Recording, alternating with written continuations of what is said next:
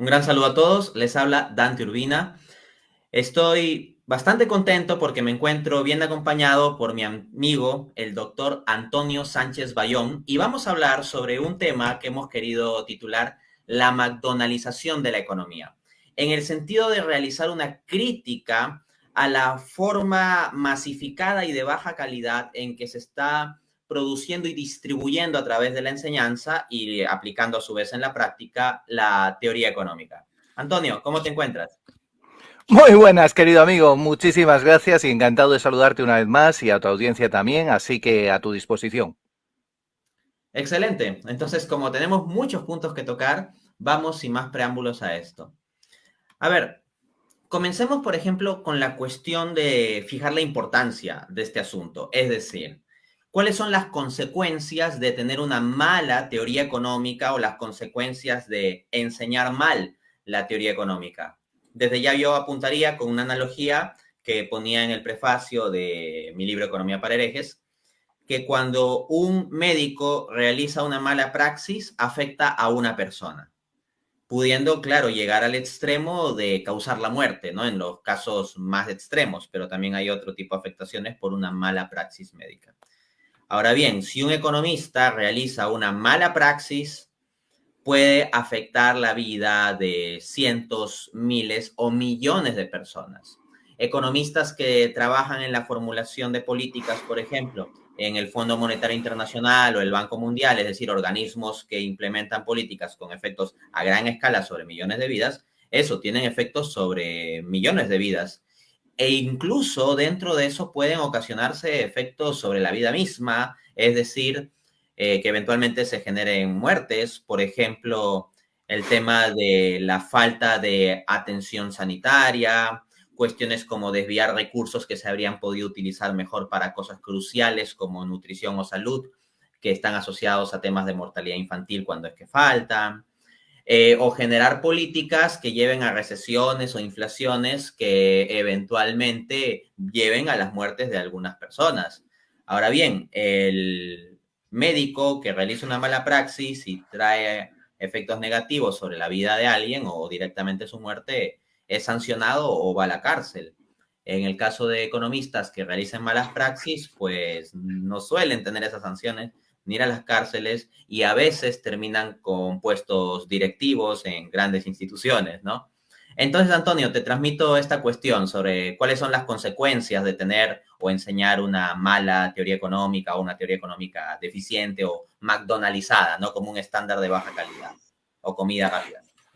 Pues qué de puntos y qué interesantes cada uno de ellos. Efectivamente, tienes toda la razón que cuando al final, para evitar las disputas entre escuelas y restarle legitimidad al avance y la consolidación científica de la economía, pues entonces hubo un cierto acuerdo y se llegó a la síntesis neoclásica. Esta síntesis neoclásica en realidad bebe de previamente el salto que dan en la escuela de Cambridge, en la recién fundada Facultad de Economía, pues bajo el auspicio de Pigou, que le encargan el proyecto, pero tienen a su gran maestro, Marshall y compañía, aunque se va a conocer sobre todo por uno de los recién incorporados por petición del padre, ¿no? Y como profesor ayudante de Marshall, que es Keynes. Bueno, pues Keynes, el problema es que abandona ya toda la teoría económica, a partir de ahí se va a hacer política económica con números gracias al apoyo de Sraffa y otros tantos, y todo esto al intentarse sintetizar en los años 60, por los que luego van a ser los premios Nobel de Economía, esto es sobre todo Samuelson, Arrow, Higgs y otros tantos. ¿Qué es lo que ocurre? Que en ese intento es como yo que ahora estoy tanto viendo las películas de dibujos animados, ¿no? Han vuelto a retransmitir en el canal de Disney la película de fantasía, cuando Mickey juega a aprendiz de brujo para ver si logra hechizar una escoba y aquello se descontrola. Pues esto es igual. El economista, ¿qué es lo que ocurre? Que al separarse artificialmente en términos académicos las ciencias económicas de las ciencias empresariales, le dejan poco margen de maniobra y por tanto realmente está abocado a servir al político y sobre todo ya desde 1971 que estamos operando con el fiat monetario, con el dinero fiat, pues ahí ya se estropeó absolutamente todo porque le da fórmulas el economista al político para aparentemente crear dinero de la nada, llevar a cabo sus políticas públicas o, como tú bien decías, el efecto crowding out, el efecto desplazamiento, en vez de dedicar los recursos a lo que deberíamos y a lo que podríamos conseguir de auténticamente resultados, ¿no? O también el efecto cobra, que es cuando interviene el sector público y crea mayores daños y perjuicios, etcétera, etcétera. Todo esto viene de ahí. Y luego también hay una parte de la práctica profesional que, como bien has dicho, el economista y sobre todo el empleado público, decía Taleb, jugarse la piel. No se juega absolutamente nada. Juega con el dinero de los demás, juega con las vidas de los demás y, como bien has indicado, no es que las decisiones de un economista puedan tener efectos negativos sobre un grupo de población. No, no, no. Es que, como encima en economía no, las cosas no ocurren de manera inmediata, pese a lo que decía Keynes, ¿no? De los efectos a corto plazo. No, no, no. En economía hay efectos de segunda ronda, por lo tanto podemos estar afectando a siguientes generaciones y es mucho más grave. Has puesto una serie de ejemplos, pero el país que más economistas formados con este modelo econométrico formalista fue la URSS y su planificación centralizada con la soberbia, ¿no? La arrogancia de la inteligencia burocrática que ya defendía en su momento Keynes, y además Keynes es buenísimo porque lo dice en su edición alemana de la teoría general, que efectivamente que donde mejor habría funcionado su teoría general es en Alemania. Pena que tuvieran esos pequeños desaires no democráticos. Y dices tú, bueno, vale, estupendo. Pero sí, es una pena que no recuperemos la riqueza que aportan las distintas escuelas y que solamente estemos enseñando en el aula un tipo de economía que ni siquiera sino que se llegó a un consenso, se hizo esa síntesis para no ofender a nadie, se le dio un barniz matemático y desde entonces pues el problema es lo que me ocurre a mí con muchos estudiantes de doctorado, que me vienen, me presentan sus proyectos de tesis, le digo, bueno, pues bien, las matemáticas no están mal, pero ¿y qué hay de teoría económica? En realidad, ¿usted qué quiere aquí aportar en términos de ciencia económica? Efectivamente, se ha caído una suerte de fetichismo de las matemáticas en la teoría económica. Por ejemplo, Marshall, que es el padre de la escuela neoclásica o convencionalmente considerado así, ¿no? Siendo el enfoque neoclásico dominante en la formación de los economistas, cuando escribe sus principios de economía de 1891, todo el detalle matemático de las ecuaciones, las derivadas y todo eso va a un apéndice. Y Marshall plantea una explicación fundamentalmente en términos, digamos, que se puedan entender, tal como estamos hablando ahorita, y todo el reflejo matemático al apéndice. Hoy en día, en los manuales de teoría económica, en particular ya los que se llaman como de teoría económica o teoría económica avanzada, sucede casi al revés. Es decir, lo que era el apéndice matemático se ha convertido en el grueso del libro y las reflexiones sobre el significado cualitativo de fondo, de contenido, de lo que significan esas ecuaciones, es un pie de página o a veces aparece en unos apéndices o en unas discusiones adicionales, etcétera, ¿no? Similarmente con el caso de Keynes, su famosa obra de la teoría general de 1936 contiene pues dos ecuaciones y un gráfico. La mayor parte de la explicación no es que sean modelos y curvas, ¿no? Pero hoy en día, cuando se transmiten estas ideas filtradas bajo la síntesis neoclásico keynesiana, pues nos transmiten un montón de ecuaciones y curvas y se pierde, pues, efectivamente muchos elementos más de fondo, ¿no? En ese contexto, un término que me ha gustado mucho, que tú he visto en ocasiones lo usas, es el de economía autista, en el sentido de una economía aislada de las ciencias empresariales y sociales. Comento mi propia experiencia. Yo estudié la carrera de economía en la Universidad Nacional Mayor de San Marcos, que es la universidad pública más grande de Perú y también considerada la más antigua de América. Tiene muchas carreras y todo eso, ¿no? Pues bien, ¿qué sucede? Que tenemos la Facultad de Ciencias Económicas, donde yo estudié, y al frente, en el edificio del frente separado, Ciencias Sociales. Dentro de ciencias sociales estaba antropología, sociología, historia, etcétera. Y al otro costado, la carrera de, o perdón, la facultad de ciencias empresariales o ciencias administrativas. Sí, así era, ciencias administrativas o administración.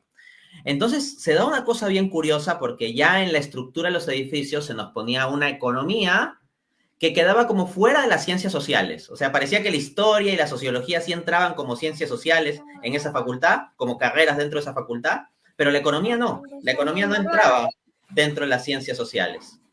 Y en cuanto al otro lado de las ciencias empresariales, pues lo mismo, ¿no? O sea, la economía estaba separada de las ciencias empresariales. ¿Qué nos podrías comentar sobre este punto, Antonio? Pues fantástica la pregunta y como siempre con muchísimas aristas. Entonces, en cuanto al tema de la matematización, efectivamente, Marshall tiene pues cierta razón de introducirlo y además él mismo intentaba definir la economía como los negocios cotidianos.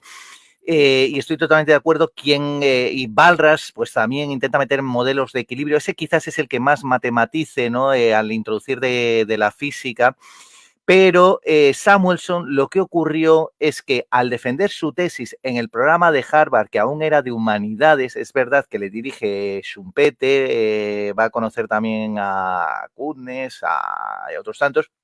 Bueno, pues él lo que pretende es también emular a estos autores y matematizar y modelizar, y efectivamente su tesis luego la convierte en 1947 en un manual, y ese es el que ha estado viviendo de las rentas con ese manual, hasta el punto que tú has dicho y que premios Nobel de Economía han reconocido que se les ha ido de las manos el macines o matematitis, que es terrible, que es terrible.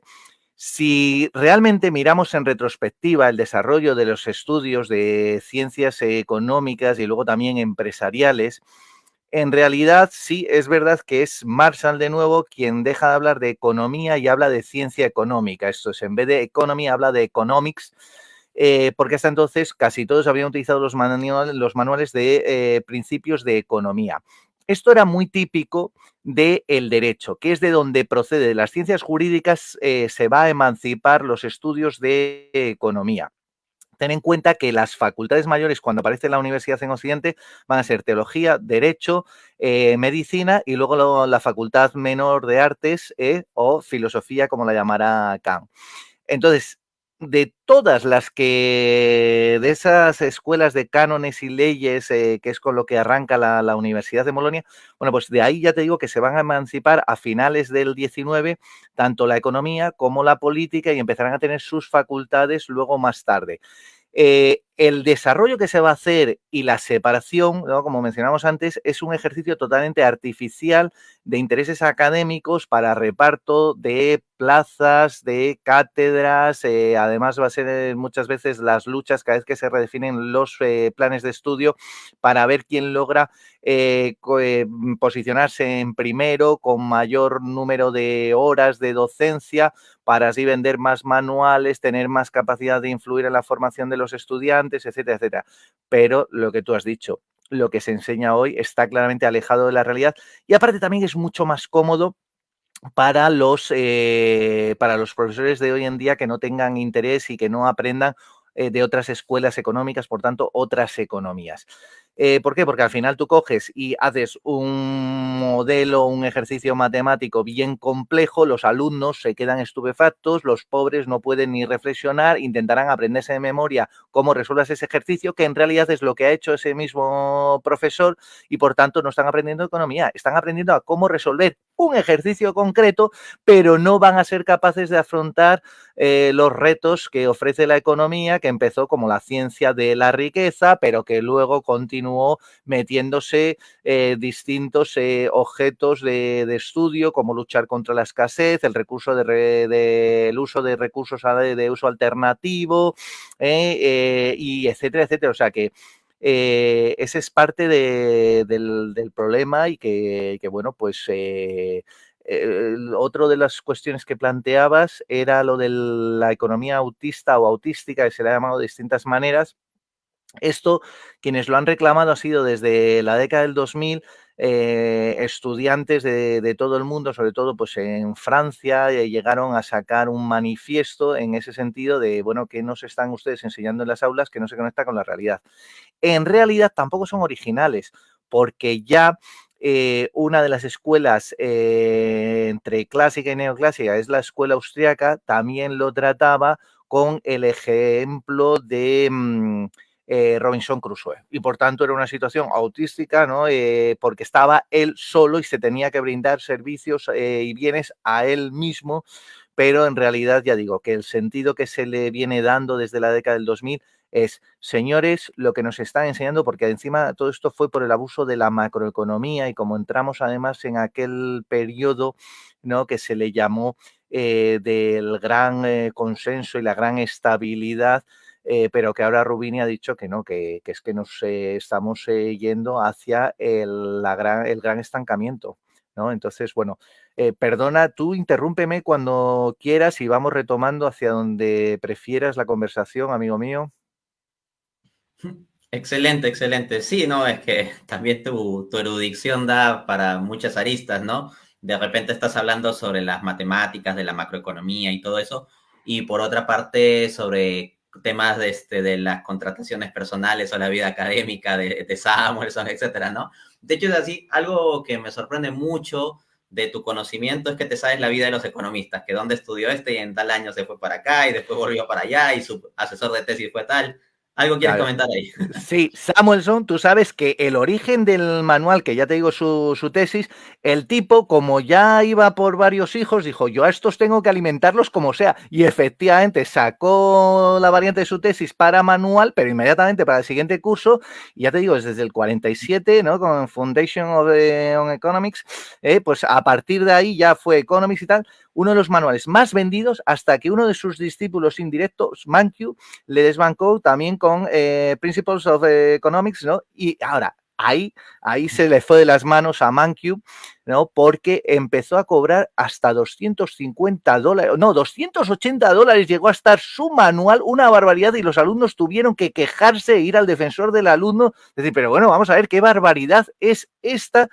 Y se tuvo ya al final, no cedió, no bajó el precio del manual y dijo que bueno, que lo iba a donar a ONGs. Tela. Excelentes puntos. Entonces, para que quede muy clara la motivación detrás del título de este conversatorio que estamos teniendo, quiero precisar la analogía sobre McDonald's, ¿no? Básicamente el sistema de McDonald's lo que hace es tomar una comida o una serie de comidas de baja calidad nutricional, bastante artificial, lo produce en masa, lo distribuye en masa, entonces es un producto estandarizado que se masifica. Y nuestra crítica es que en gran parte está pasando esto con la teoría económica y con la enseñanza de la economía. Hay una mala enseñanza de la economía en donde se está estandarizando a fuerza de matemáticas y se diluye lo que sería el contenido nutricional, lo que es sustancialmente económico, queda en gran parte sustituido por la artificialidad de todo un aparataje matemático. Está ocurriendo esto y está llevando a una suerte de pensamiento único, porque mucho se habla de la pluralidad de pensamiento hoy en día, pero en el caso de la enseñanza de la economía, lo que tenemos es en microeconomía una predominancia extrema del paradigma neoclásico. Cuando te dicen curso de microeconomía, no, es un curso de microeconomía neoclásica. Y en el caso de macroeconomía, pues lo que tenemos es fundamentalmente un enfoque tipo neoclásico con tintes de la síntesis neoclásico keynesiana. O sea, incluso los planteamientos de Keynes son enseñados a través de la síntesis neoclásico keynesiana que implica, pues, artificialmente matematizar varias cosas y dejar fuera otras, ¿no? En ese contexto, y con eso te doy el pase, me gustaría que reflexionemos un poquito sobre la cuestión de la docencia universitaria actual en economía. Tú ya has hecho un poco de referencia a eso de que el profesor viene, escribe un conjunto de ecuaciones y deja un conjunto de ejercicios que no es más que resolver esas ecuaciones con numeritos concretos y el alumno simplemente está atento a aprender cómo resuelve esas ecuaciones. Entonces, desde el paradigma de economía estándar, estandarizado, se distribuye a que todos asuman eso y ya, y no se ve una pluralidad de pensamiento realmente cuando hay otros enfoques. Pero como bien señalas, Antonio, para los profesores es muy cómodo enseñar todo desde un solo enfoque en lugar de familiarizarse con otros paradigmas. Y precisamente eso contrasta con lo que es la docencia universitaria en la época medieval. Hoy en día nos creemos como de muy mente abierta, ¿no? Y que los medievales eran gente mente cerrada. Pero lo que tenemos hoy en día es que, por ejemplo, en el caso de la economía se enseña un pensamiento único, matematizado, al cual el alumno tiene necesariamente que ajustarse vía modelos micro, macro, matematizados y econometría en la parte aplicada. Mientras que en la Edad Media había una apertura, más bien para la discusión de las cuestiones, porque la docencia universitaria se estructuraba en términos de una lectio seguida de una disputatio. Es decir, una lectio es la conferencia magistral dada por el profesor sobre el tema en cuestión, pero luego una disputatio, donde había espacio para que en la comunidad universitaria, incluidos alumnos u otros profesores, pudieran discutir sobre el asunto y se daba una diversidad de perspectivas. ¿Qué piensas sobre este contraste, Antonio? Sí, ¿no? Que tienes razón, que efectivamente salía el instructor medieval, ¿no? Por eso tienen una especie de caperuza los trajes académicos, porque llevaban ahí los legajos, los sacaban, empezaban a leer y cada vez que encontraban algo, ese es el método de la exégesis, ¿no? Encuentras un concepto, lo defines, lo pones en relación con otras teorías, etcétera. Y luego ya estaba la hermenéutica, que era lo que habían entendido otros autores al respecto, ¿no? Es la interpretación acerca del texto. Entonces, en esa segunda parte de la lectio, la disputatio, estaba la quod liber, esto es cuando eran las cuestiones primero, y si había alguna que le era ajena la respuesta en ese momento al instructor, que era la quod liber, pues tenía el compromiso de, ojo, aquel instructor que contestara mal al estudiante, que le humillara, vamos, si se enterara el resto del claustro, lo echaba tarifando y ya no volvía a pisar, perdía la venia de lo que entendí. El compromiso era encerrarse en la biblioteca y preparar una respuesta magistral. De ahí viene lección magistral, cuando supuestamente tú has investigado y dominas un tema, y es lo que nos legitima a los profesores universitarios, la libertad de cátedra. Tú puedes ir modificando los programas, los sílabos, siempre y cuando sea por tu investigación, por tu conocimiento. Entonces, lo que estás diciendo es que efectivamente, pues con la síntesis neoclásica ya entramos en la etapa de la economía aplicada. Ya se ha abandonado la teoría económica, por eso a mí hay escuelas que me gustan muchísimo, ¿no? Como la escuela austriaca, pero entre otras cosas porque siguen aún esa herencia de las ciencias jurídicas. Entonces, por eso me resulta tan conocido, tan familiar, y puedo ahondar un poco más, ¿no? Por eso, porque tú ten en cuenta que casi todos de la primera, segunda y tercera generación de la escuela austríaca son doctores en jurisprudencia, ¿no? Y tienen esa manera de sistematizar el conocimiento. Hay otras escuelas, los neoinstitucionalistas también me gustan muchísimo, porque se preguntan sobre la eficiencia, la calidad institucional, de economía cultural. Me encanta también, pues por ejemplo, hay la economía conductual y nos hace ser conscientes de los sesgos que tenemos y por tanto matizar pues teorías de la soberanía del consumidor y otras tantas cuestiones. Entonces, en ese sentido, el problema que tenemos es hemos empobrecido el conocimiento económico, porque enseñar a resolver un tipo de problemas, pues eso no es economía, para nada. Y por tanto, es que no sé hacia dónde quieres que llevemos la conversación, porque es que se me ocurren tantas ideas para poderte contestar y para poder ir conversando. Cuéntame, ¿hacia dónde quieres que lo llevemos? Por ejemplo, sobre el punto que habíamos establecido de la crítica a la enseñanza de la economía, el carácter multiparadigmático versus la enseñanza de un único paradigma como si fuese la economía. Por ejemplo, sobre ese punto que nos podrías Vale. extender. Y ya habías En tocado realidad, un poco sobre eso.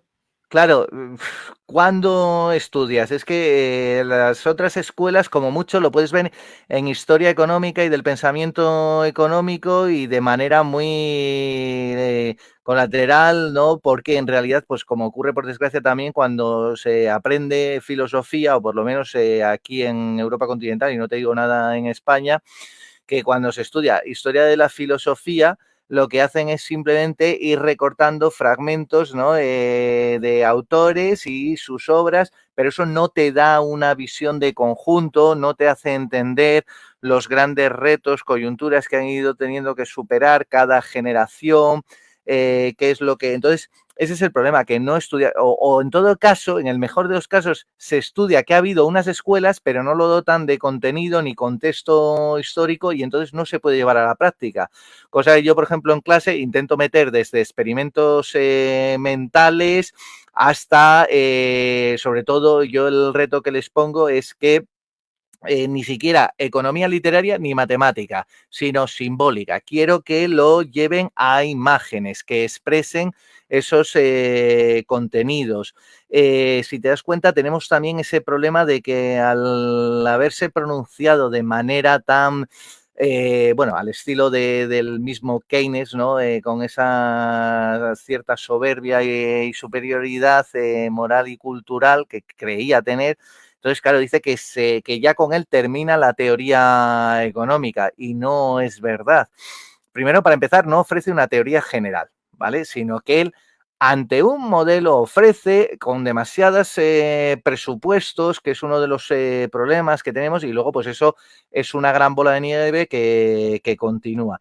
Entonces, en ese sentido, estoy totalmente de acuerdo contigo que difícilmente un economista va a poder ayudar a contribuir a gestionar mejor los problemas de su época cuando los estamos reduciendo prácticamente. Mira, ya que has arrancado con una cuestión del tardomedievo con el nacimiento de la universidad. Resulta que la teología, que te dije que era una de las facultades mayores, para su construcción y volverse más plausible, se ayudó de la filosofía y por eso se decía que era ancilla theologae, ¿no? La filosofía ancilla theologae, que era sierva de la teología. Ahora, la estadística sería la ancilla, la sierva de la economía, o en realidad la economía se ha vuelto sierva de la estadística, puesto que lo que les enseñan es realmente a, bueno, venga, vamos a explotar bases de datos. Perdona, disculpa, vamos a ver, vamos a ver, vamos a ver. Más vale una buena teoría que no dedicarte simplemente a estudiar la relación entre variables. ¿Eso qué conocimiento te da?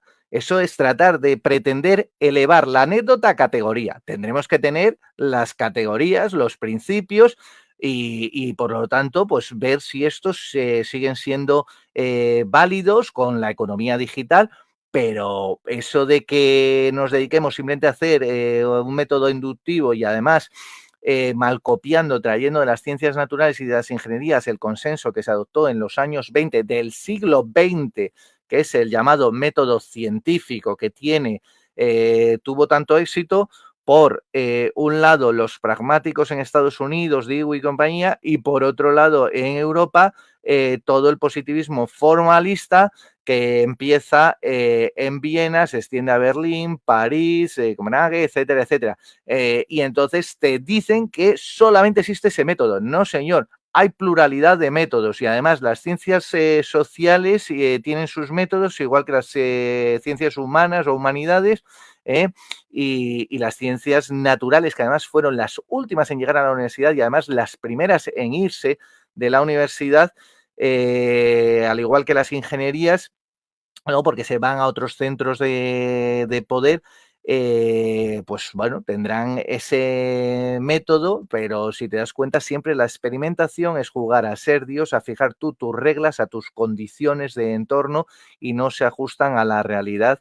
Y vuelvo otra vez a lo mismo. Cuando se habla, por ejemplo, de leyes en derecho, se tiene bien claro, aunque sea desde posturas del derecho natural, que no es que haya, vamos a ver, las leyes que rigen la naturaleza, en realidad es que el hombre con su razón descubre cómo funciona la naturaleza, pero es Dios quien la crea y le da incluso libertad para que funcione. Entonces, por eso aún no somos capaces de predecir con exactitud cuándo se va a originar un tornado, cuándo va a desaparecer el tornado, o cuándo va a empezar un terremoto, cuándo va a terminar un terremoto.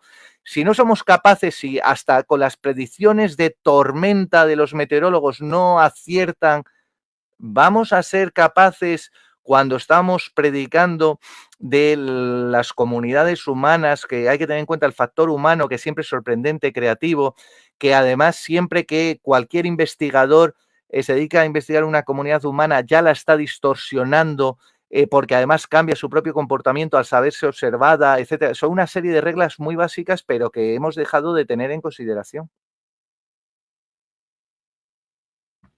Efectivamente, hemos dejado de tener en cuenta cosas fundamentales. Por ejemplo, el teórico austriaco First-Maslow'k escribía un muy famoso artículo sobre el complejo de inferioridad de las ciencias sociales, y es que de repente se ven los grandes avances de la física, por ejemplo, y entonces los economistas dicen, uy, estamos muy lejos como científicos de esos avances, entonces vamos a copiar los métodos de la física para poder avanzar con la economía.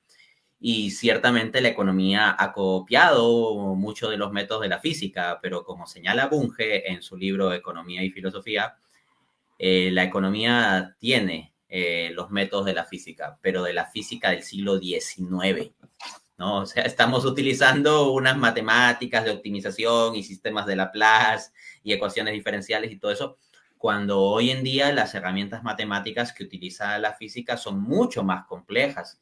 Por ejemplo, los temas de fractales, teoría del caos, etcétera. Hay economistas que están comenzando a incorporar esto, por ejemplo, Steve King con su paquete de software Minsky busca incorporar estas cosas, pero en la enseñanza estándar de la economía tenemos una economía que en gran parte es un montón de ecuaciones que se expresan en gráficos de 2 dimensiones donde se mueven unas curvas y se hallan unos óptimos y pues ya está, ¿no? Y aquí una gran dificultad que surge es que hay una diferencia ontológica entre el objeto de estudio de la economía o de las ciencias sociales en general, porque la economía es una ciencia social, una ciencia humana, y las ciencias naturales, que en el caso de los objetos de estudio de las ciencias naturales no son seres personales, no tienen libre albedrío. Cuando se estudia el movimiento de un planeta, por ejemplo, el planeta no es que vaya a variar en función de que se lo estudie, o que vaya a elegir el día de mañana girar de otro modo o algo por el estilo. En cambio, en el caso de las ciencias sociales, tratamos con seres personales y con voluntad y es mucho más complejo. En consecuencia, en el fondo no hay razón para un complejo de inferioridad de las ciencias sociales. Lo que sucede es que las ciencias naturales tienen un objeto de estudio mucho más fácil de captar. Es mucho más fácil captar un planeta que un ser humano. O sea, un planeta es un ente que no va más allá de lo físico, lo químico y tal vez lo biológico, si hablamos de algo externo a nuestro mundo. En el caso de un ser humano, en cambio, tiene unas dimensiones que van mucho más allá, que son mucho más complejas. Entonces, la razón en gran parte de que las ciencias sociales enfrentan dificultades en su avance es que su objeto de estudio es mucho, mucho más complejo, pero no es una buena política frente a eso el pretender aplicar los métodos matematizados de estudio de las ciencias naturales. Y yendo al aspecto de estadística, y ahí te doy el pase, de estadística que mencionabas, ¿no? Ciertamente en la Edad Media se decía que la filosofía es sierva de la teología. Esto se encuentra también en Santo Tomás. La filosofía es sierva de la teología. Pero en cambio, aquí lo que estamos viendo es que la economía se termina convirtiendo en una sierva de la estadística. De hecho, yo me he encontrado con muchos economistas y estudiantes de economía que creen que entienden de economía porque manejan software complicados para procesamiento de datos. Y algo que en lo cual yo pongo mucho énfasis, porque yo dicto cursos relacionados con estadística, econometría y ese tipo de cosas, entre otras materias, he dictado a nivel de pregrado y posgrado, este tipo de cosas, es el sentido económico, el significado económico. A veces me muestran un modelo muy complejo y de repente le sale un coeficiente significativo, ya, y yo digo, ya, ¿y qué significa que sea estadísticamente significativo? Y me dicen, profe, es que el p-value no es menor que 0.05. Y no, o sea, es una respuesta extremadamente instrumental. El punto es, en términos de justificación de relación económica, ¿cuál es el contenido que explica a nivel económico por qué es que este coeficiente es positivo y estadísticamente significativo? Y muchas veces se quedan en explicaciones puramente estadísticas y saben manejar códigos y programas como R, MATLAB, Stata, etcétera.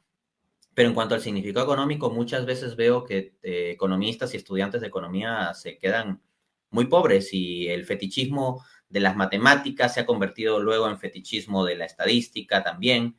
Y veo muchos economistas muy obsesionados con la ciencia de datos y el machine learning y todo ese tipo de cosas hablan, pero no te saben explicar en términos económicos, por ejemplo, algo tan básico de por qué se espera una relación inversa entre la tasa de interés y la inversión.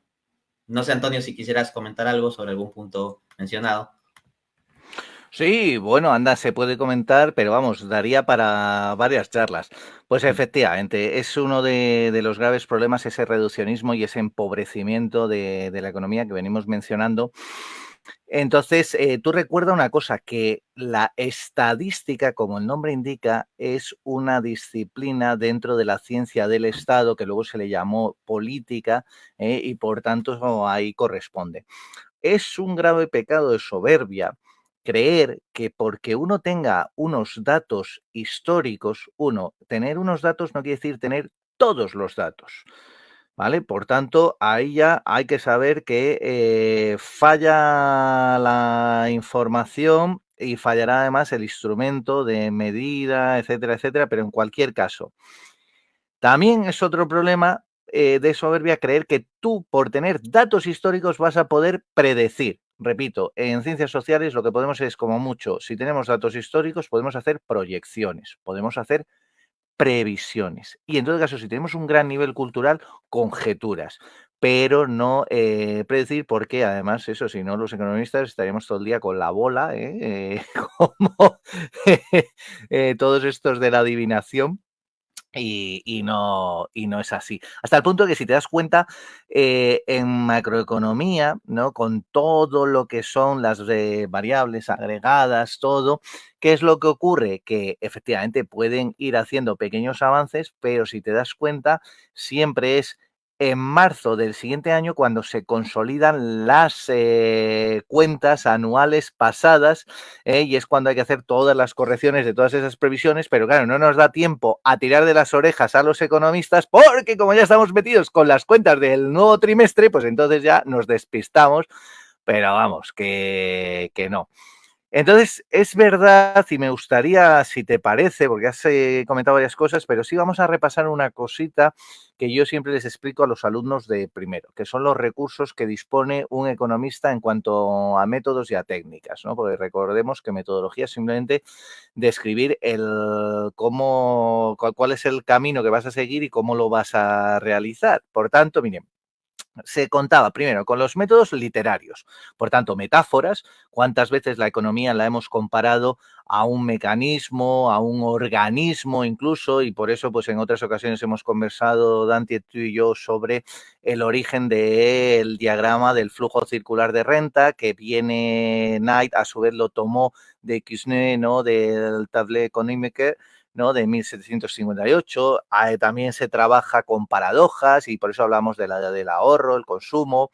Bastiat hablaba de los sofismas y aún a día de hoy, pues yo, aunque sea de 1850, yo le sigo sacando fragmentos a los estudiantes, ¿no? Como el de la ventana rota para explicar la diferencia entre un buen y un mal economista, ¿no? El mal economista simplemente habla de lo que se ve y de las relaciones evidentes.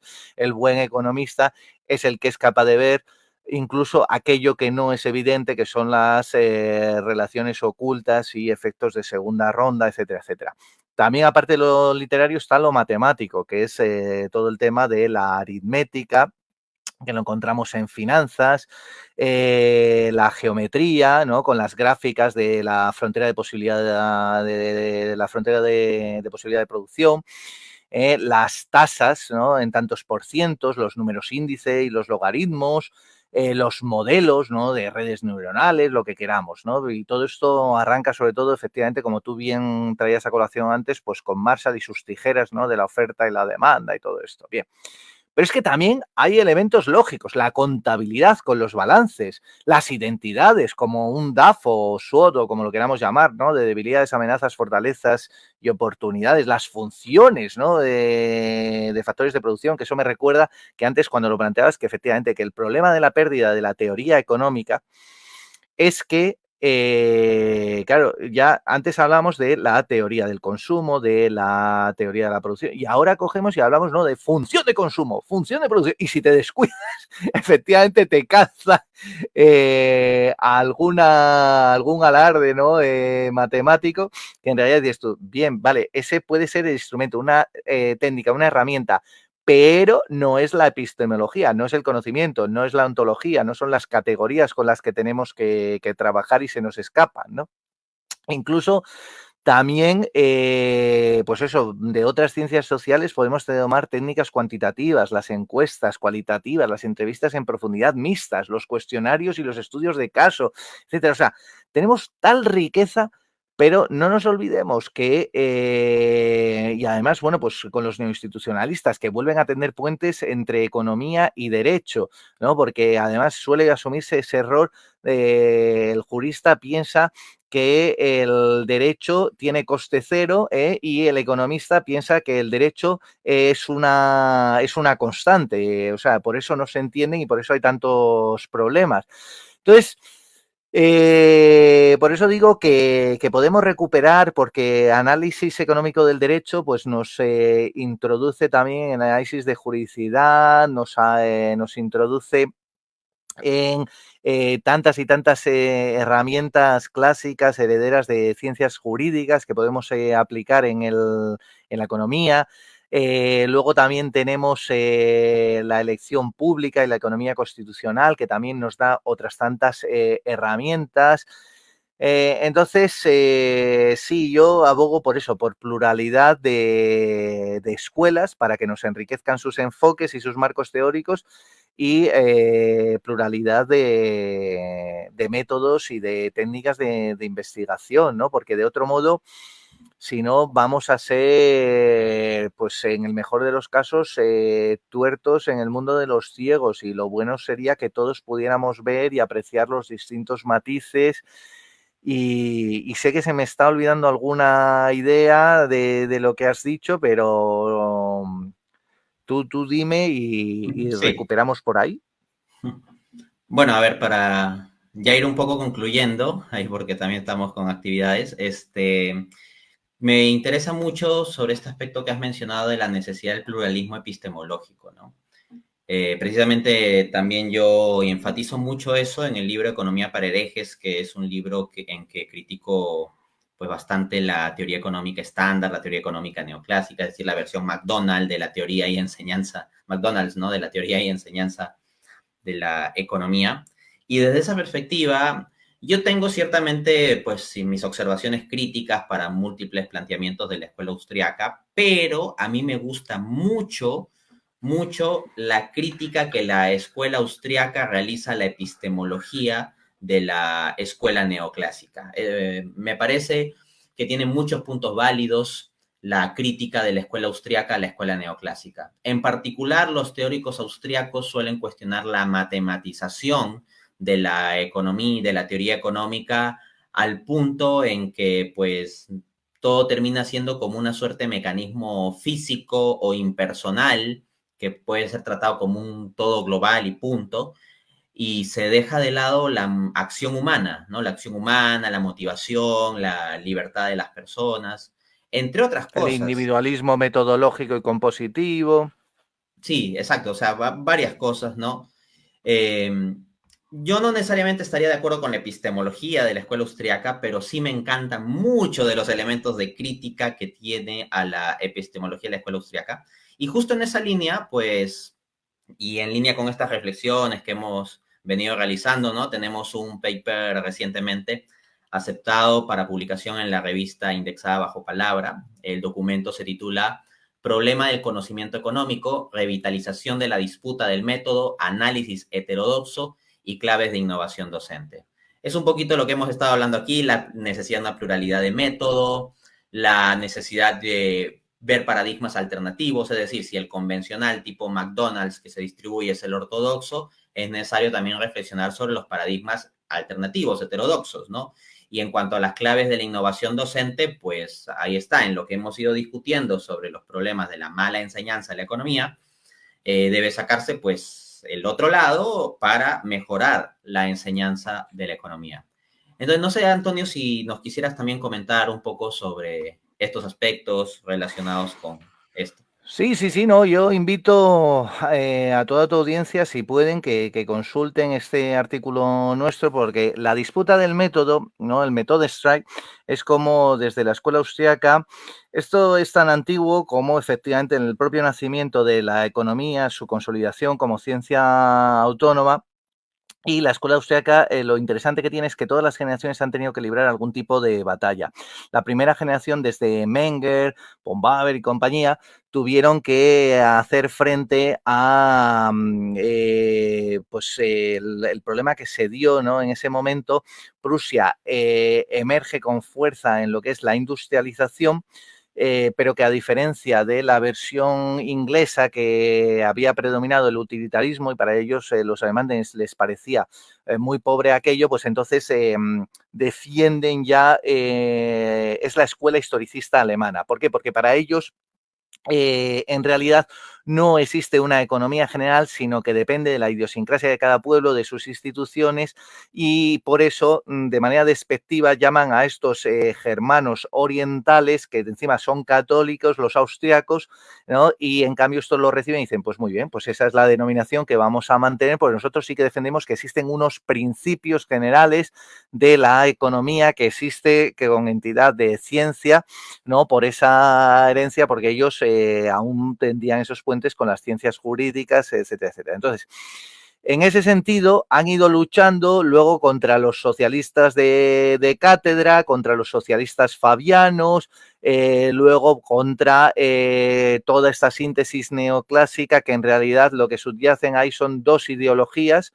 Una, el cientificismo, y otra, el socialismo y, en todo caso, el nacionalismo, o sea, todas las que sean colectivistas, ¿no?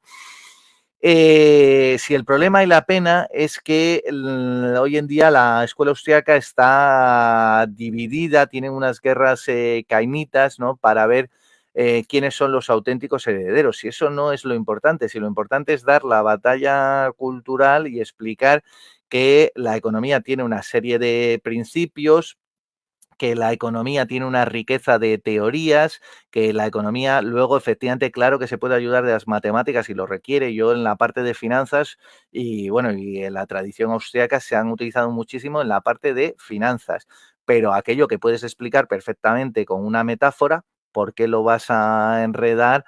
Y vas a intentar reducirlo a modelos matemáticos que se alejen de la realidad, ¿no? Porque eso es otra cosa que, por ejemplo, ya te digo, hoy en día, y eso conecta también con otro aspecto que has mencionado, mira, dentro de la escuela austríaca, que están los más de Mises, que están los hitos en Alabama, y en cambio, pues hay otra que es pues más en la línea de Hayek, ¿no? Discípulo de Mises, y siempre se llevaron muy bien, ¿no? Salvo alguna reunión en Montpellier, que Mises se levantó llamándoles a todos puñado de socialistas porque estaban estudiando si cabía la intervención pública en la economía.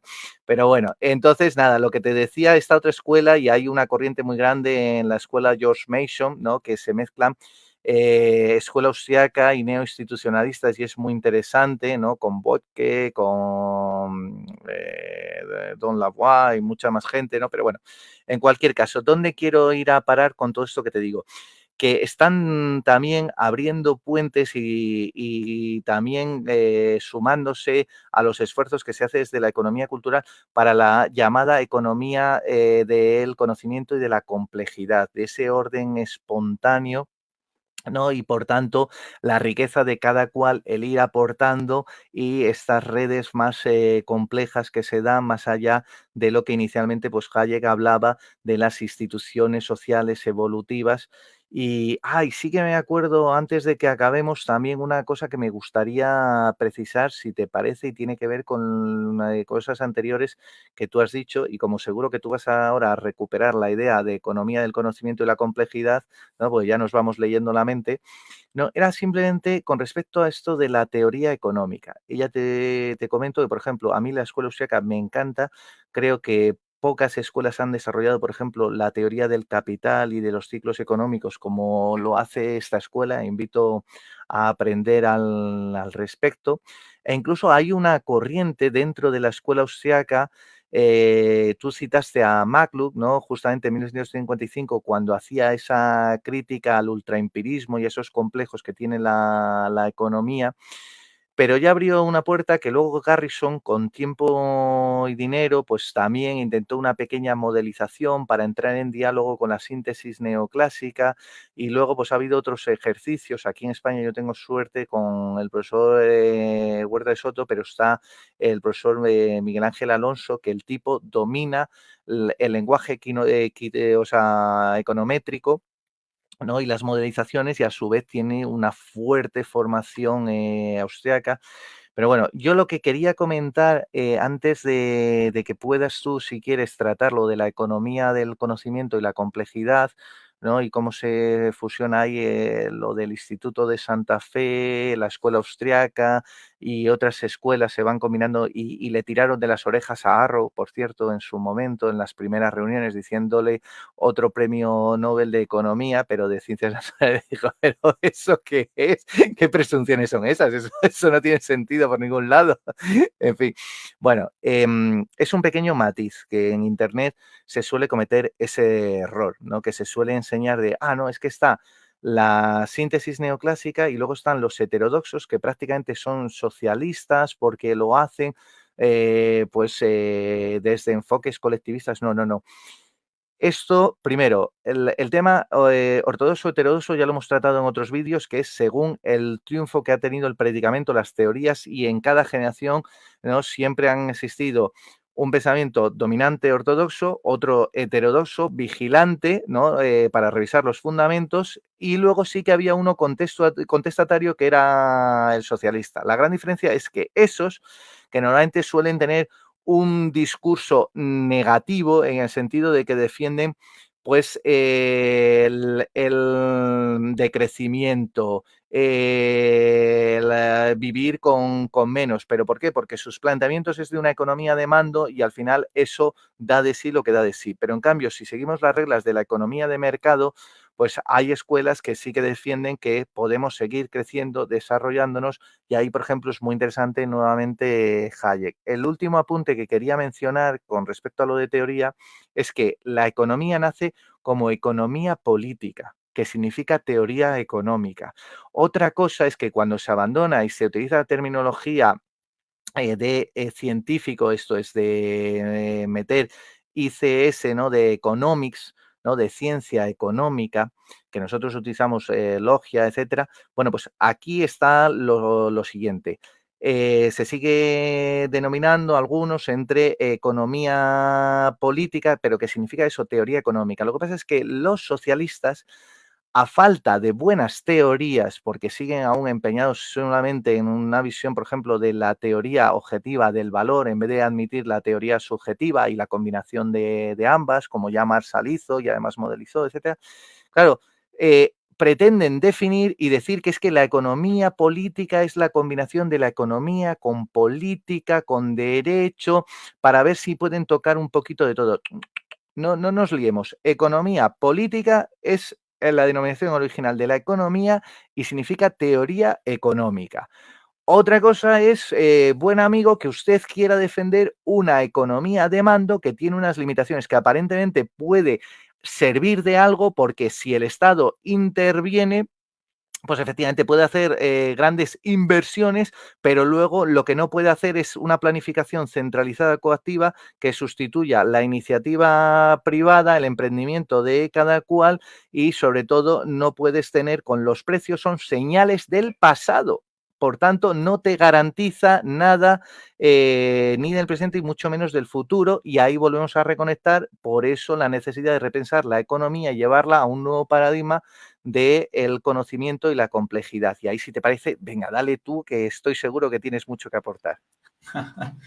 Bueno, sí, te diré algunas cosas generales de cierre, pero sí enfatizar la necesidad de una visión multiparadigmática, que se tenga en cuenta múltiples paradigmas, ¿no? O sea, no podemos quedarnos, digamos, en que las únicas opciones para pensar la economía es la teoría microeconómica neoclásica y una macroeconomía con una síntesis neoclásico-keynesiana que ni siquiera llega a captar propiamente los planteamientos de Keynes, ¿no? Estoy uno de Perdona, Dante, acuerdo. un Sí. chiste rapidísimo a ese respecto que se me olvidó, que es, se encuentran dos alumnos en la Facultad de Ciencias Económicas y le ve al otro cabizbajo y le dice, ¿pero qué te pasa? Y dice, oye, es que tengo más problemas que un libro de microeconomía. Es que, para que veas a lo que le han reducido a la pobre microeconomía. Sí, es cierto, o sea, la microeconomía, cuando yo la estudié en la universidad, me parecía ver manuales preuniversitarios, o sea, en donde, al menos acá, por ejemplo, en el examen de admisión de la universidad en que yo estuve en San Marcos, era que había que responder preguntas de elección múltiple. Y te preparabas viendo un montón de tipos de ejercicios de matemáticas, para estar familiarizados con lo que más probablemente podía venir. Y cuando veo la microeconomía en la universidad era básicamente eso, o sea, uno tenía como que memorizarse muchos ejercicios tipo de cómo podían venir las cosas, de los problemas matemáticos y ya está, y no había una verdadera comprensión del asunto económico de fondo, ¿no? Entonces, tenemos que ir más allá definitivamente, tanto en el pensamiento de la teoría económica como en la enseñanza de la misma, de este paradigma pues convencional, ¿no?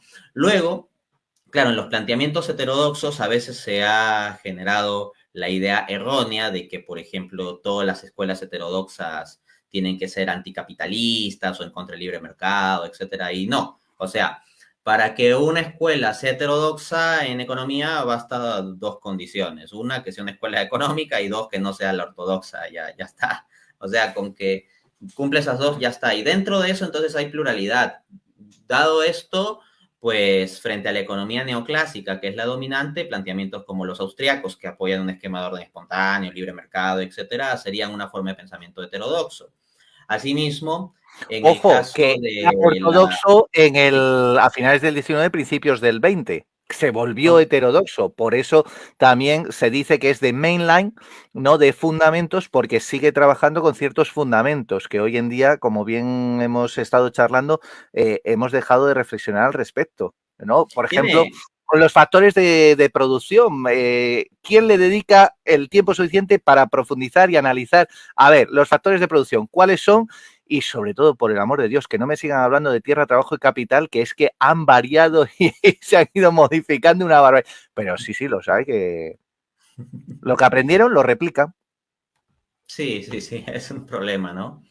Aparte, pues tenemos en otro extremo ciertos planteamientos marxistas, incluso algunos que acuden a matemáticas y una planificación centralizada con matrices de Leontief y todo eso. Pero pensar que las únicas opciones es un orden espontáneo, libre mercado austriaco, una planificación centralizada comunista y que no hay más posibilidad de pensar la organización de la economía en la teoría económica, no, o sea, ni siquiera para los paradigmas heterodoxos esto es cierto. Más bien en los paradigmas heterodoxos existen muchas alternativas más allá del solo extremo de una planificación centralizada socialista o un mero orden espontáneo y libre mercado. Así tenemos pues escuelas como la economía conductual, la economía regulacionista, la economía evolucionista, el cambio tecnológico, la economía institucionalista, los neokeynesianos, los postkeynesianos, la teoría dependentista. Hay muchos enfoques en realidad, pues que tienen diversas perspectivas también sobre una mayor o menor intervención del Estado o una mayor o menor participación del mercado. En suma, el Dante, asunto de la perdona, teoría económica es complejo. Sí. ¿tú no crees que ahora los neo-keynesianos y sobre todo los post-keynesianos, tras la gran recesión del 2008, son el nuevo mainstream, el nuevo pensamiento dominante? Esto es, a falta, como era atrecho la Te síntesis, respondo, han te respondo aportado muy teorías. sencillo. Los neo-keynesianos sí, porque en gran parte son una extensión de la síntesis neoclásico-keynesiana. Claro, son los MIT Boys. Pero en el caso de los post-keynesianos, en un sílabus de un curso de macroeconomía, si tomamos los sílabus, ¿no? De los cursos de macroeconomía que se enseñan o los principales manuales de macroeconomía, la verdad yo sinceramente no veo muchos capítulos Aquí en Europa post-keynesianos. ya han triunfado, son los que deciden quiénes entran en la docencia, todo, y son los que están inspirando las políticas del Green Deal, Pero yo te el hablo de la enseñanza, o sea, decrecimiento. propiamente en los Eh, manuales, ¿podría darme algún ejemplo de un sílabus de macroeconomía o un manual estandarizado, McDonaldizado de macroeconomía que introduzca un montón de post-keynesianismo? O sea, yo al presente no conozco, o sea, sé que hay economistas post-keynesianos que pueden tener mayor o menor influencia en ciertas cátedras académicas, Yo organizaciones, les etcétera. conozco, no les quiero dar publicidad porque ya he tenido Pero no hablo de algún las encontronazo personas, con sino me los de refiero Valladolid. a los Sí, sí, manuales. sus manuales y que meten elementos de economía ecológica, economía feminista Pero y anticapitalismo y como esos siempre son desde la otros, pero cátedra. esos son otros paradigmas, digamos, o sea, economía ecológica o economía feminista es, vamos, Son los que están hoy en día formando, por eso digo que las no, siguientes no, ok, generaciones van pero no a ir son así. elementos, no son elementos constitutivos de lo que es el paradigma post-keynesiano. Por ejemplo, hay gente austriaca también que es feminista y cosas así, y no por eso decimos que el feminismo es parte de la escuela austriaca, ¿no? Pero si nos vamos a los manuales propiamente, los manuales de economía y los programas de economía que se siguen impartiendo, pues la dominancia de la escuela neoclásica es gigante. Por ejemplo, el manual de macroeconomía avanzada de Romer sigue siendo dominante en la enseñanza de la macroeconomía, ¿no? El Advanced Macroeconomic de Paul Romer, o perdón, de David Romer. Pues tiene un montón de neokeynesianismo, mucho neoclásico, síntesis neoclásico keynesiana, ¿no? De post-keynesianismo, nos gusta o no nos gusta el post-keynesianismo, pues no, en ese manual no está muy presente, ¿no? Asimismo, si vemos los principales textos de macroeconomía que se usan, ¿no? El Sachs-Larraín, o hay un texto de macroeconomía también de Mankiw que se sigue usando, los textos de Samuelson, etcétera. O sea, el enfoque es más, digamos, neo-keynesiano. Yo lo vería por ahí. Sí, de Cuestiones fallos de como los mercado mínimos y y no sé qué justificación tanto. de la intervención del sector público, pero los post-keynesianos te digo que se están haciendo muy fuertes y están yendo a imponer la visión del monopolio del sector público, restringiendo la posibilidad de intervención del sector privado. Y se están haciendo muy fuertes, o sea que por eso te digo que vamos a ver un cambio muy muy grande y son los que están empezando a dominar el mainstream y por eso están haciendo que hoy en día las publicaciones de economía se están yendo a publicar sobre energía, se están yendo a publicar en otros ámbitos que dices tú, y esto realmente Pero que de manera las directa que tiene que ver con la publicaciones, economía. pero que las publicaciones sean sobre energía, creo que no necesariamente implica lo distintivamente post-keynesiano. De hecho, gran parte de las publicaciones sobre energía se hacen desde un paradigma neoclásico o desde un empirismo econometrista, pero no algo distintivamente. Ah, es que no, vamos a ver, no se distingue en lo que es modelización matemática. Tú ten en cuenta que los primeros en modelizar matemáticamente, pero tremendo, con los planteamientos de Ava Lerner, de Oscar Lange y de otros tantos, Kanlecki, etcétera, luego se lo van a llevar a la enésima potencia en la Unión Soviética y son todos modelos matemáticos y lo que hay detrás es el discurso en ese momento ellos hablaban de un modelo de reproducción frente al desarrollismo occidental. Ahora lo que Claro, se pero habla yo es creo ahí que hay que, de crecimiento, o sea, la creo que idea es... conviene, pero precisar las categorías, ¿no? Porque si de repente hablamos de lo post-keynesiano, pero de repente ponemos las personas post-keynesianas, luego la planificación central y las matrices que se usan en la Unión Soviética y la economía ecológica y la economía feminista, o sea, también creo que hay que tener una precisión porque todo lo que sea algo de intervención del Estado, todo eso le ponemos la etiqueta de post-keynesiano y creo que el asunto es más complejo. Por ejemplo, la Review of Keynesian Economics no es una de las revistas más fuertes en economía hoy en día, no es que haya una predominancia. Si nosotros vemos la American Economic Review, que es una revista que históricamente se ha mantenido en los primeros puestos, en los 10 primeros puestos de economía, más bien el enfoque neoinstitucionalista sería el que se podría decir que está agarrando bastante espacio. O sea, si vemos revistas fuertes, porque hoy en día en el mundo académico de la economía se mueve en gran parte con revistas, más bien parece que planteamientos de orden neoclásico, neo-keynesiano sí, no digo post-keynesiano, sino neo-keynesiano, y neoinstitucionalista tienen más presencia en el cuartil 1 de La las clasificaciones. clasificación, por ejemplo, de JCR, que va a cambiar los parámetros y por eso a las que ya estaban les han duplicado el impacto, el factor de impacto, perdón, es porque van a introducirse nuevas, pero date cuenta que las que han aparecido tipo MDPI, tipo Frontiers, tienes que ver quiénes están detrás, quiénes las están financiando. Muchas de ellas son chinas, defendiendo estas posturas post-keynesianas, porque no deja de ser el intervencionismo keynesiano y el socialismo, y por tanto, anticapitalista, etcétera. Y lo que está es tratando de generar un Disculpa, Antonio, caldo. pero Dime. de nuevo estamos volviendo con la misma dificultad. O sea,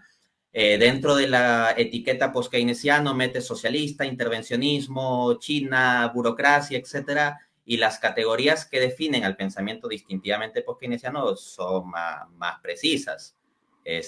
Yo No creo te que digo todo por lo lo menos burocracia, intervencionismo le podemos llamar así. cómo se viene haciendo, sobre todo aquí en Europa y todo, y ya te digo que no es porque sea China, sino en los intereses de China para poder crecer. Por tanto, le interesa que decrezcan otras, lo que eran potencias antes. De ahí que, por ejemplo, para el siglo XXI, Pero de Europa, nuevo el lo mundo mismo, Antonio, asiático, está decayendo. la teoría del decrecimiento es sostenida por algunos autores post-keynesianos, pero no es definitoria del post-keynesianismo, ¿no? O sea, de hecho, la teoría del decrecimiento nace en otros círculos, más bien de economía ecológica y politólogos y sociólogos, ¿no? No es que Pero yo esos autores los meto como dentro, o por Davidson lo o menos aquí Nixon. se entiende como post-keynesianos, claramente. Claro, por eso digo, si se le va a llamar post-keynesiano a todo ese paquete, pues creo que la categoría queda demasiado amplia, ¿no? A veces también como se le llama socialista a todo lo que no sea liberal. Pero bueno, ahí puede haber margen para que la gente investigue y pueda precisar un poquito más Exacto. qué es lo distintivamente post-keynesiano. Exacto, y sobre todo Excelente. recomendar el libro tuyo que has mencionado, pero sobre todo el primero. ¿Cómo, recuérdanos el título para que la gente lo pueda Economía leer? para herejes. Economía para Exactamente. herejes. Que ahí metes las distintas clasificaciones que hiciste en su momento. Sí, sí, Muy sí, son recomendable. varias y obviamente las personas no van a, digamos, con los solos nombres ya entender, a menos que ya sean especialistas en economía y quienes ya son especialistas y entienden esas escuelas, pues ya están familiarizados con todo lo que hemos dicho. Pero los que no, invitarles a eso, a profundizar, ¿no? De verdad creo que haces un gran trabajo en abrir la mente, porque muchas veces cuando yo dialogo con académicos del área de economía, veo unas visiones muy reduccionistas que conocen solo Sí, un enfoque teórico y que se saben unas cosas técnicas de matemáticas y que tienen un tema de investigación con el cual están obsesionados y han publicado bastante sobre ese sí, sí. tema, Y pero ponen etiquetas rápidamente y no quieren conversar, sí. exacto, pero fuera de ese tema están muy limitados, ¿no? En cambio, con el caso tuyo, pues también como tienes doctorados en áreas aparte de la economía, pues Son te una puede. maldición, ¿eh? Siempre me castigan. El teólogo, el teólogo. Claro, tú tienes tu doctorado en teología, pues, ¿no? En En derecho. Derecho, Teología, Humanidades, que en realidad eran más relaciones internacionales, Filosofía, Economía. Bueno, Economía sería doble, porque me vetaron en la Universidad de Valladolid, ¿no? Porque decían que era un malvado neoliberal. Y todo porque defendía la digitalización. Ay, madre. Y Bueno, sí, bueno, estoy ahora acabando el de Economía y Empresa en Málaga, que la verdad es que son encantadores en Málaga. Y sí que abren a que haya diversidad y a que haya diálogo. Me está gustando mucho la Universidad de Málaga. excelente. Sí, qué bueno que haya espacios también de diálogo en el mundo académico y bueno, espacios como este que busca propiciar. Ha sido un Sí. gusto hablar contigo, Antonio. No sé si quisieras dirigir algunas palabras para ir cerrando. Que mil gracias, Dante, y que a ver si repetimos, hombre, que siempre me apetece poder charlar contigo por eso, para refrescarme y lo que decíamos, y que podamos participar de pluralidad de enfoques y enriquecernos mutuamente. O sea que mil gracias. Igualmente, Antonio, te mando un fuerte abrazo, un saludo para toda Un la abrazo. audiencia y seguro nos vemos en otra ocasión junto con el doctor Antonio Sánchez Bayón para provecho a todos. Hasta luego. Adiós, adiós.